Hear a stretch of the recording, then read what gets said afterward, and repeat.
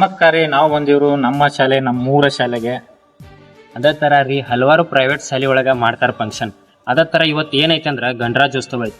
ಈ ಗಣರಾಜ್ಯೋತ್ಸವಕ್ಕೆ ನಮ್ಮ 3 ಹುಡುಗರು ಯಾವ ಥರ ಕಲೆಯನ್ನ ಮಾಡ್ಯಾರು, ಯಾವ ಥರ ಡ್ಯಾನ್ಸ್ ಮಾಡ್ಯಾರು, ಯಾವ ಥರ ಭಾಷಣ ಮಾಡ್ಯಾರು, ಅದ್ರ ಬಗ್ಗೆ ನಿಮ್ಗೆ ಮಾಹಿತಿ ಕೊಡ್ತೀವಿ ಬರ್ರಿ. ಮಾತರಂ ಎನ್ನುತ್ತಲೀ ಒಗ್ಗಟ್ಟಾಗಿ ನಿಂತಿಹುದು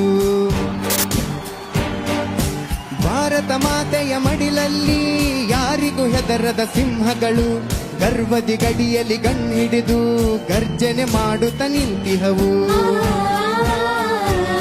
ನೋಡ್ರಿ, ಗಣರಾಜ್ಯ ಅನ್ನೋದು ಫ್ಲಾಗ್ ಹಾರಿಸೋದು ಅಷ್ಟೇ ಅಲ್ಲ, ಮಕ್ಕಳ ಭವಿಷ್ಯನ ಕಟ್ಟೋದಿರ್ತೈತಿ, ಶಾಲೆಯನ್ನು ಸರಿಯಾಗಿ ನಡೆಸೋದಿರ್ತೈತೆ.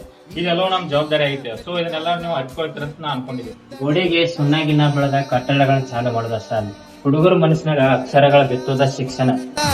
ಶ್ರೇಷ್ಠ ಭೂಮಿ ಭಾರತ ಭಾರತ ಭಾರತ ವೀರ ನಮ್ಮೆಲ್ಲರ ಶಾಲೆ ಈ ಪದಕ್ಕೊಂದು ಅರ್ಥ ಕೊಡುವಂತೆ ಉಳಿಸೋಣ, ನಮ್ಮ ಶಾಲೆ ನಾವು ಬೆಳೆಸೋಣ. ಇದೇ ತರ ನಿಮ್ಮ ಊರಲ್ಲಿ ಇರುವಂತಹ ಶಾಲೆಗಳನ್ನ ಉಳಿಸ್ರಿ, ಬೆಳೆಸ್ರಿ ಅಂತ ಹೇಳ್ತಾ ಮತ್ತೆ ಮುಂದಿನ ವಿಡಿಯೋದಲ್ಲಿ ಸಿಗೋಣ. ನಮಸ್ಕಾರ, ಸಪೋರ್ಟ್ ಮಾಡಿ.